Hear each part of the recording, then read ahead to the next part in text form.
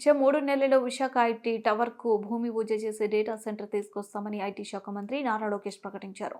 ఈ రంగంలో దేశానికి రానున్న $300 బిలియన్ ఆంధ్రప్రదేశ్కు $100 బిలియన్ తెచ్చేలా చర్యలు తీసుకుంటున్నాం. ఎలక్ట్రానిక్స్ తయారీ రంగంలో 5 లక్షల మంది పనిచేసే అవకాశం ఉంది. దాన్ని అందిపుచ్చుకుంటాం. అన్ని పాలసీల్లోనూ పక్క రాష్ట్రాలతో పోలిస్తే మెరుగైన రాయితీలు ప్రకటించాం. పరిశ్రమలు తెచ్చేందుకు ఎమ్మెల్యేలంతా బ్రాండ్ అంబాసిడర్లుగా మారాలి. తద్వారా 20 లక్షల మందికి ఉద్యోగాలు, ఉపాధి కల్పించగలం. ఐటీ కంపెనీలతో ఏ సభ్యుడికైనా పరిచయాలుంటే చెప్పండి, వారి దగ్గరకు వెళ్లి ఒప్పించి పెట్టుబడులు తీసుకొద్దాం అన్నారు. శాసనసభలో ఎలక్ట్రానిక్స్ పాలసీ, డేటా సెంటర్ పాలసీపై మంత్రి నారా లోకేష్ ప్రకటన చేశారు. వైకాపా ప్రభుత్వంలో సరైన పాలసీ లేదు, స్కిల్ డెవలప్మెంట్ ను నిర్వీర్యం చేశారు. వంశకృష్ణ గారు అడిగినట్లు అధ్యక్ష, ఇక్కడ ఎకో సిస్టమ్ కూడా ఏర్పాటు చేయాలి. దాంట్లో భాగంగా నేను కూడా ఐటీ కంపెనీలందరితో మాట్లాడినప్పుడు ఇన్ఫోసిస్తో కూడా మాట్లాడాను. వాళ్ళని కూడా ఒక క్యాంపస్ ఏర్పాటు చేస్తే బాగుంటుందని వాళ్ళని కోరాను. వాళ్ళు కూడా ఆల్రెడీ భూములు ఎత్తుకుతాం జరుగుతుంది అధ్యక్ష.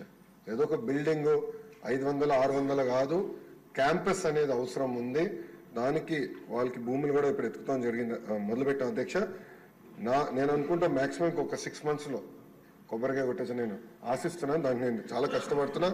మీరు 20,000 ఉద్యోగాలు అడిగారు అధ్యక్ష. 5 సంవత్సరాలు 20,000 ఉద్యోగాలు నా టార్గెట్ కానే కాదు.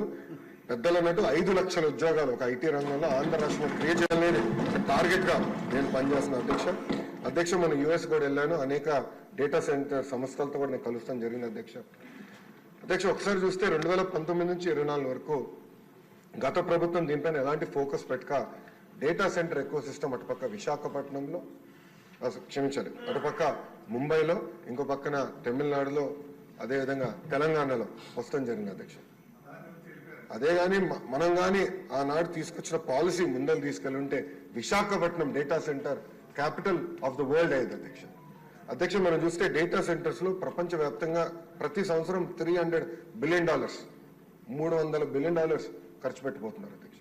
ప్రతి సంవత్సరం 4 లక్షం $100 బిలియన్ భారతదేశానికి రావాలి. దాంట్లో ఎక్కువ శాతం ఆంధ్ర రాష్ట్రానికి రావాలనేది నా లక్ష్యం అధ్యక్ష.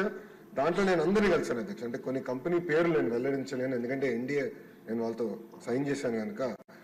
వాళ్ళతో చర్చించినప్పుడు 2-3 రిక్వెస్ట్లు ఉన్నాయి. ఎస్పెషల్లీ డేటా సెక్యూరిటీ, అదేవిధంగా టాక్సేషన్, డేటా ఎంబసీస్ విషయంలో. విష్ణుకుమార్ రాజు గారు బీజేపీ నుంచి కూడా ఉన్నారు కనుక ఇక్కడ నేను ఆల్రెడీ ఢిల్లీలో ఉన్న పెద్దలతో నేను చర్చిస్తున్నాను సార్. అది పాలసీ, ఒక ఫ్రేమ్వర్క్ అనేది ఏర్పాటు చేయాల్సిన అవసరం ఉంది. తద్వారా పెద్ద ఎత్తున పెట్టుబడులు కేవలం ఆంధ్ర రాష్ట్రంగా భారతదేశానికి వచ్చడానికి అవకాశం ఉంది. అది ఆల్రెడీ మేము చర్చలో ఉన్నాం అధ్యక్ష.